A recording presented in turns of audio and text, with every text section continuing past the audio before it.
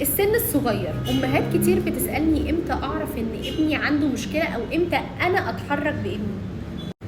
بتعرفي ان طفلك عنده مشكله من اول ما بيكون سنه. لو سنه بيقول ماما وبابا ماما وما بيقولش، في حاجه.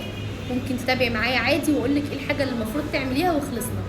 سنه ونص المفروض بيقول كلمات متاكله كتير، يستخدمها في انه يقول جمله، والكلمات دي او الجمله دي مش مترتبه. يعني مثلا يقول لك اونا هو هو، يعني ايه الكلب كان في البلكونه ايه بيه هو هو.